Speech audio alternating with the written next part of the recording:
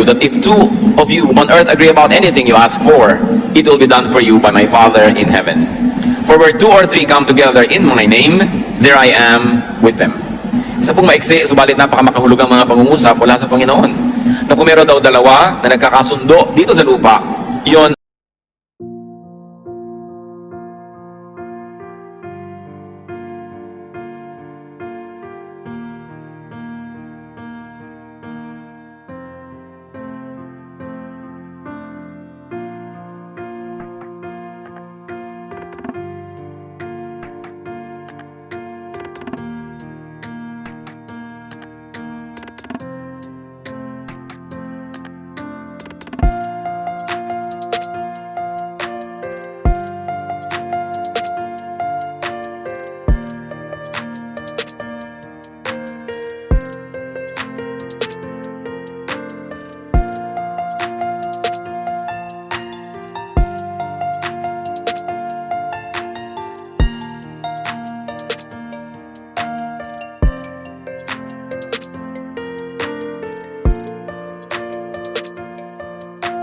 ay gagawin para sa kanila ng ating Ama sa langit.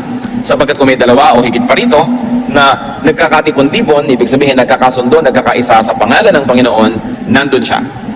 That Jesus empowers the fellowship, that Jesus inhabits the fellowship. So this is the power of two. At kung ulitin natin ang napakahalagang pangungusap ng verse 19, again I tell you that if two of you on earth agree about anything you ask for, it will be done for you by my Father in heaven. Napakakonti nang nauunawan natin sa verse na yan, kaya nagiging napakaliit din ang ating pakinabang sa kapangyarihan na ginagawang available ng Panginoon sa mga nagkakasundo at nagkakaisa sa kanyang pangalan. In a matter of speaking, the Lord was saying that two believers in spiritual agreement can ask God to do whatever they ask for. Pero yung agreement, anong kahulugan nun? At ano ang hinihingi ng mga tao who really agree with each other? Here we see the importance of being one with another person. And this is one of the major lessons that we should remember about this verse, that the Lord places a lot of premium on our being one with another person. The importance of reaching out beyond oneself. The importance of agreement, of unity. Ito pong tema ng unity, agreement, paulit-ulit yan sa Bible, na laging sinasabi, pag nagkakasundo kayo, ang Panginoong Diyos ay sunga sa inyo. Pagka ikaw kasundo mo ang sarili mo, hindi ka rin hati sa iyong sarili, hindi ka nagdadalawang loob, yung faith mo buo, you will ask mountains to jump into the sea and they will. Pero sinabi, pagka ikaw ay walang paniniwala, ibig sabihin, nagdadalawang loob ka, hindi ka isa. You are not one inside of you, but two or more separated entities. Sabi, don't expect anything good from God. A person who doubts will be like the water being tossed by the wind. At wala daw aasahan yun. So worship, fellowship, the church is composed of at least two people. Two being very, very symbolic. Ibig sabihin, outside of you, there is another. And it takes a miracle, and it takes hard work to be one with another person. Kung isa nga sa sarili natin, hating-hati ang loob natin. Hindi mo alam, aalis ka ba o hindi? Ito bang isusuot mo o yun? Ano ba gusto mong kainin? Sino ba talagang gusto mong kasama sa buhay? Nakahati ang loob natin. Kaya yun lang maging isa at buo ang iyong loob, accomplishment na yan, at yun ang gusto ng Panginoon. Lalo naman kung maging kaisa mo at kaisang loob ang isang tao outside of you. Ang tendency ng mga tao ay maghiwalay, magkagalit, magkalayo, di magkaunawaan, magpaligsahan, mag-contest. Kasi Satan is at work. And it is what Satan wants. Satan wants people divided, while God wants people united. Ecclesiastes 4:9, two are better than one, because they have a good return for their work.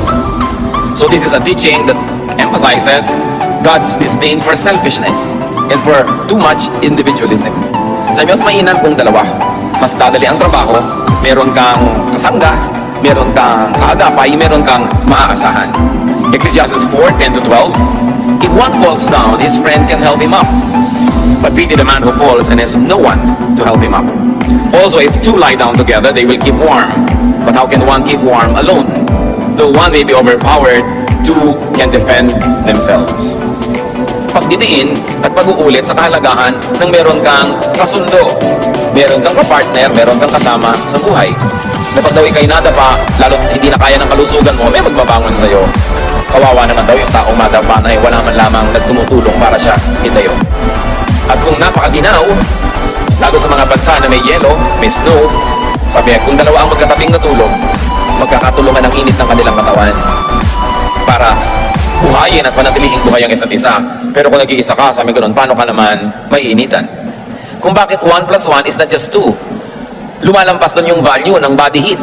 Pag dalawa kayo nagkakatulungan, nagiging napakalaking bagay yung init na naibibigay niya sa isa't isa. At kung ang isa daw ay kayang-kayang talunin, ang dalawa ay magkakatulungan para ipagtanggol ang kanilang sarili. So 2 believers and 2 people who agree can empower each other. That's why God places a lot of premium on togetherness, yung dalawang magkasama. Kasi siya ang nag-design sa atin, alam niya that will be stronger when there's a person outside of us who agrees with us and who we agree with and who joins us in our pursuits. Pati ang Panginoong Jesus, nung nagpadala siya ng mga magmimisyon, magtuturo, Luke 10:1, after this, the Lord sent them 2 by 2 ahead of him to every town and place where he was about to go. So even in the ministry, there is partnership. Because the ministry can offer lots of challenges, even loneliness, isolation, sadness, feeling of rejection, violence from other people. Kaya iba yung merong nakakapagbigay ng comfort sa atin na kasama. In fact, brothers and sisters, 2 can be the biggest number. 2 can be the strongest team. And 2 can be the easiest number to maintain. This early, we like to say, be part of the power of 2. And if you already are part of a power of 2, celebrate that power, keep it, maintain it, and protect it from people that would like to divide the 2 of you. And never underestimate the partnership of 2. Kahit yan ay partnership nyo, huwag yung babaliwalain. Pag merong dalawang nagkakasundo, magkaisa ang puso, magkaisa ang damdamin, they can accomplish nearly anything. Maraming nagagawa. Hindi mo kailangan ng milyon-milyong kakampi. Meron ka lang isang talagang kakampi at nagkakampihan talaga kayo, magkakaunawaan kayo at kakampi nyo pa ang Diyos, kayo ay majority. Kaya ang gusto ni Satanas, laging guluhin ang magkakakampi. Therefore, do not upset. Do not confuse the configuration of 2 that had become 1. Pag may nakikita kayong dalawang tao nagkakasundo, magkaibigan matalik, o kaya nag-ibigan, naging magkasintahan, huwag na kayong makigulo. Dahil hindi yan ang kalooban ng Panginoon. Kung may mag-asawa na, huwag na kayong sisingit-singit pa, nagkakaroon ng third party. What's a horrible crime, therefore, against God's love for the unity of 2 is to separate partners, to even separate friends. Bihirang-bihira na makatagpo tayo ng kaibigan. So kung may nakita ka na kaibigan, pahalagahan mo na yon. At dapat yung mga nagmamahal sa atin, pahalagahan din yung kaibigan natin. Kung minsan ang mga magulang pa ang nagiging hadlang para sumaya ang mga anak.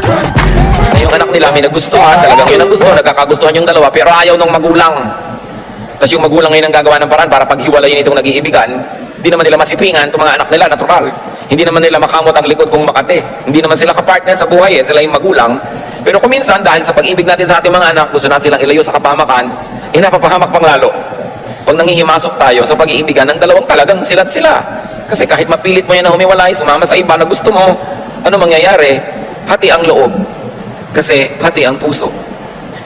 One of the greatest gifts that we can give to our loved ones, especially if they are not our spouse or spouses, diba? Kung maraming mga partner, give them the freedom to be one with the person that they want to be one with. Yun kasi ay nakatakda, chemical, electrical, genetic, emotional, intellectual, lahat yan nagsasama-sama para malaman mo sino ba talaga yung gusto ko sa buhay. At kadalasan, may mga nanggugulo dyan. Kahit sa mga mag-asawa, na lagi natin binabanggit, Mark 10:8-9, and the 2 will become one flesh. So they are no longer 2 but 1. Therefore, what God has joined together, let man not separate. Pagka lalo't mag-asawa na, tutulungan mo sila na maging united, hindi yung gagawa ka ng paraan para sila magkagulo, magkagalit sila. Kahit sa mga magkakaibigan, 1 Samuel 18:2, Jonathan became one in spirit with David, and he loved him as himself. Ito naman, pag-iibigan ng mga magkaibigan, at sa Tagalog, napakalinaw ng word na ibig, gusto, mahal, di ba? Kaya kaibigan, very precious. So hindi natin dapat pinaghihiwalay yung mga maganda ang pagsasama. Now, the power of 2 or 3 is something else that we should really allow to enrich our lives. Sabi sa Matthew 18:20, for where 2 or 3 come together in my name, there I am with them. 2 or 3. Ano po ba yung 2? The 1 plus 1 or 1 plus the other? 3 is 1 plus 1 plus another. But this should not only be limited to the numerical equivalent of 3. Kasi kung ang isa, hindi na niya mabuo ang sarili niya, mahirap gawin, mas mahirap makipagbuo sa ikaw at another person. At kung may pangatlo pa, lalo na. Pero sabi ng Panginoon, where 2 or 3 come together in my name, there I am. the importance is very, very emphasized that God wants us to be in community with other people. Hindi niya tayo nilikha para mapag-isa. 2 or 3 true believers make a church. Hindi ka pwede mag-isa lang. 2 or 3 true believers who agree about the presence of Jesus, they agree with the community and oneness with Jesus, bring about the presence of the Father and the Spirit as well. Hindi siguro nakapagtataka na pati ang pagkakilala natin sa Diyos ay God the Father, God the Son, God the Holy Spirit. And yet we know that God is one. Kung paano ang tatlong personalidad na ito, ang tatlong persona na ito ay nagiging isa, ganun din ang gusto ng Diyos sa atin. Ikaw, si person number 2, at si person number 3 ay maging isa. Kung yung person number 3 is symbolic of 1 million or 1 person, ganun pa rin yun. Ikaw, a second person, and a third person becoming one. Ecclesiastes 4:12, a cord of 3 strands is not quickly broken. Madali namang maunawaan yung halimbawa. Ang isang sinulit na mag-isa, pagka hinila mo, malalagot. Pag naging dalawa, matibay-tibay. Pero pag tatlo na yan, tirentas mo na, ang tibay-tibay. Ganun ang prinsipyo ng lubid. Mahalaga sa Diyos yung hindi lang isa, hindi lang dalawa, kung maaari, may pangatlo pa na kasundo.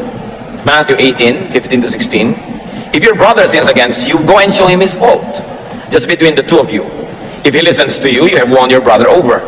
But if he will not listen, take 1 or 2 others along, so that every matter may be established by the testimony of 2 or 3 witnesses. Mahalaga, hindi lang isa yung pinapakinggan, hindi lang dalawa, kundi tatlo. Halimbawa, ikaw, isang tao, nagkaroon ka ng asawa, naging dalawa na kayo, naging isa. Sino ngayon ang pangatlo? O hindi mga biyanan mo. Kailangan kasundo mo rin sila. Gagawa ka rin ng paraan para makasundo mo sila. Hindi kayong dalawa na lang, dahil dapat 2 or 3. At kung kayo naman mag-asawa, 1 plus 1, 2 kayo, may anak kayo, siya yung third. Dapat magkakasundo kayo lahat. At kung yung anak mo nagkaasawa, siya plus asawa equals 1, di ba? Dahil isa na lang sila eh. So dapat tatanggapin mo rin yung manugang mo, mamahalin mo rin siya. Hindi yung binibigyan mo ng kondisyon, ako ang asawa mo. Hindi pwedeng ganon. Kasi may third party being included in the circle. God wants us to have many, many friends, to have many relations, so that we might be empowered. You triangulate your relationship so that you're not dependent only on just another person, but there is a third one, just in case the second party becomes unavailable. Why? Because God wants us to be happy.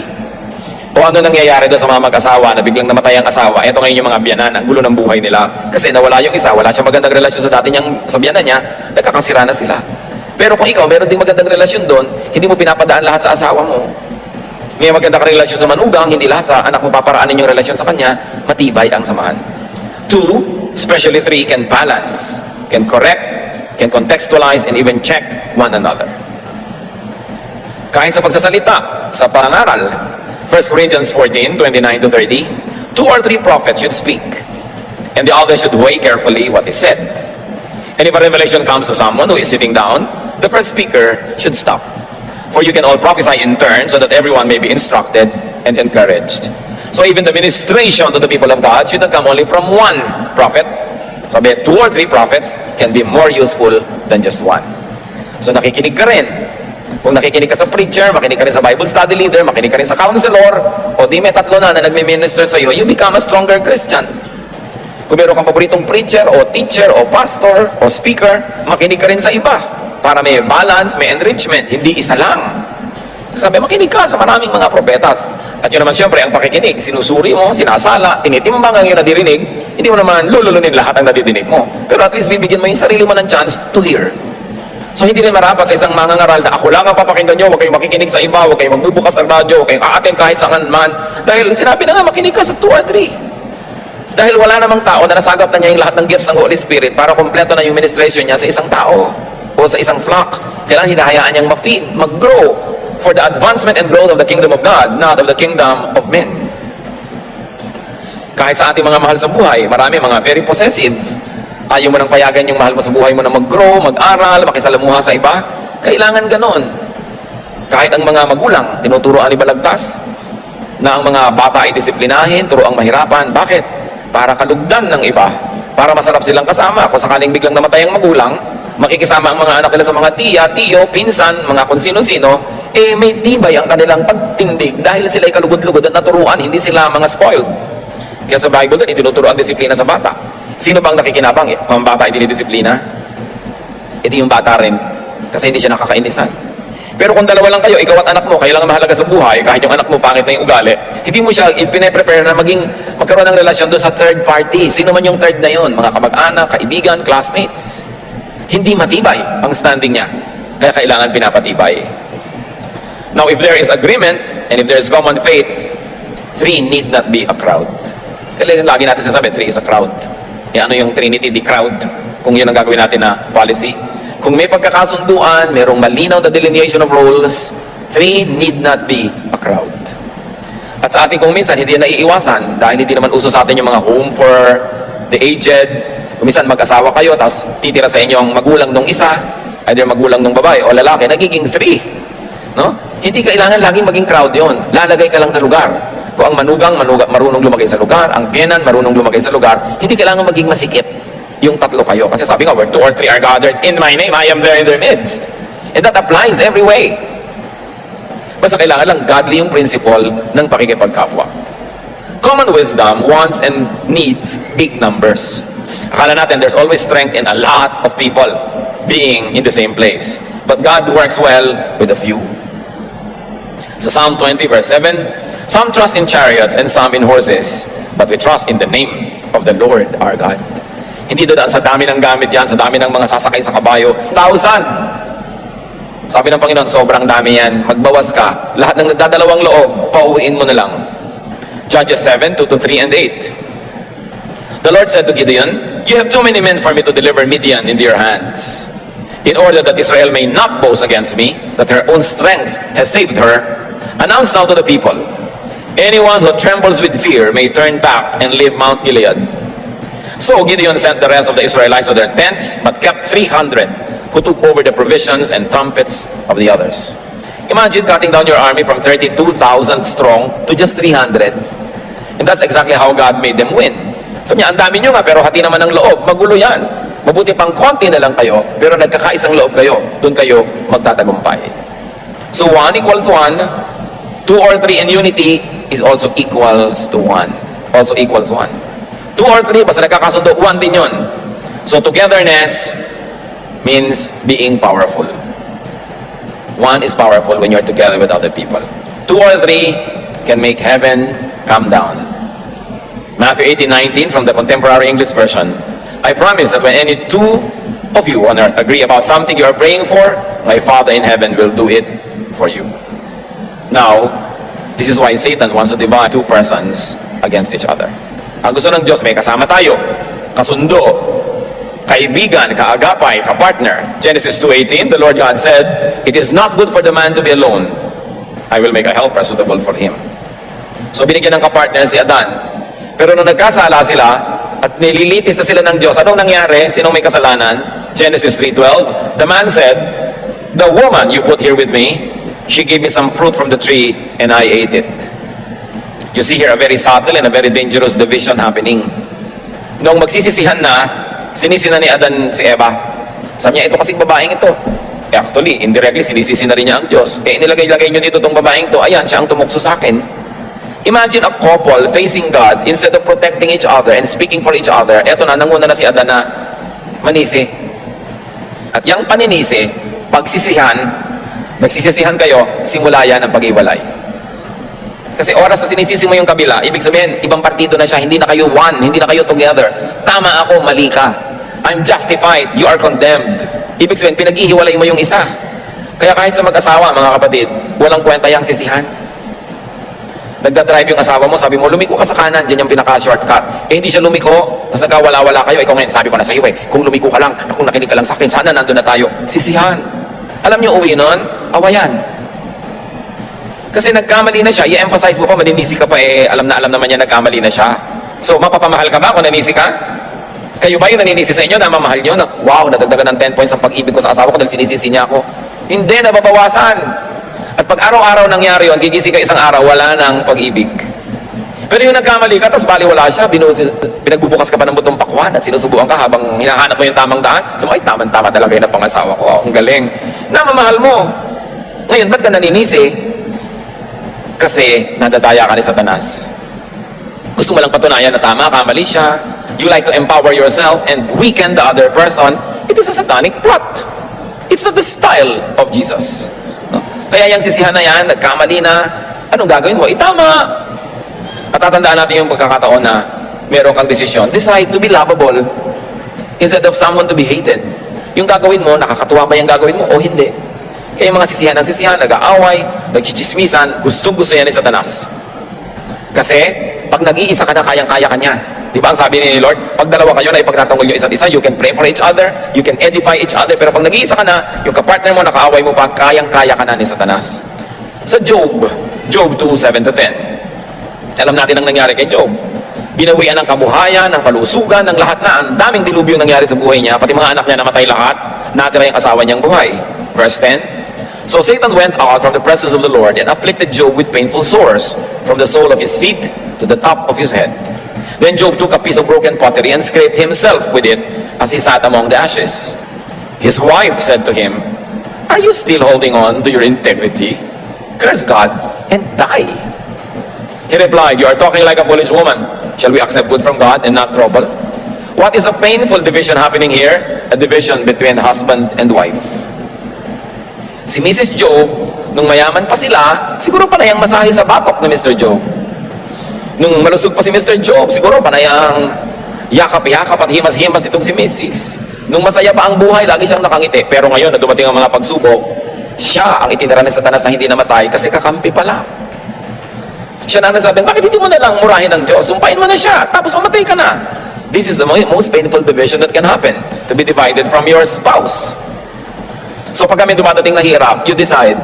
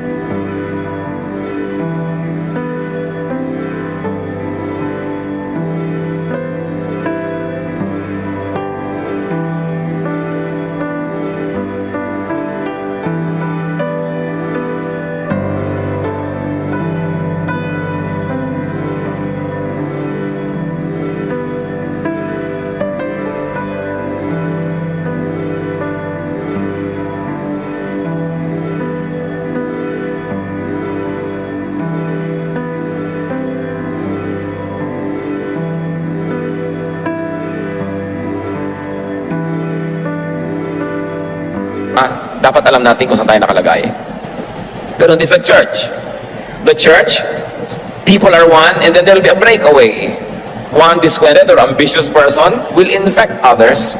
Magkakaroon ng faction. Siya, yung gusto niyang kalabanin na church, at yung mga gusto niyang kumampi sa kanya, nagiging tatlo. At pag yung dalawang to nagsama na, what do? You split the church. And that happens nearly everywhere. Yung one church, one body, nagkakanta split-split because of the ambition or the discontentment or the rebelliousness of one person who will infect others. Kaya ang tinuturo sa atin ng ganyan, kailangan huwag mong binibili, kailangan i-discourage mo ang mga negative talk, yung mga all kinds of rebellions, dahil madalas makahawa yan sa mga taong simple mag-isip, lalo sa mga emosyonal. And what happens when the body of the Lord gets divided? The Lord is not glorified. Satan enjoys. So strive to be one, especially with your partner and with your group, kung ano yung group nyo. Kung sasali lang kayo ng Lions Club, tapos maging intriga kayo doon o sasali sa gulo, huwag na lang. Kasi pag sumali kayo, buong puso kayong sumali. Otherwise, huwag na lang kayo sumali. Ganon din sa church, Malaya naman ang mga tao kayo kung saan nila gusto umattend na fellowship.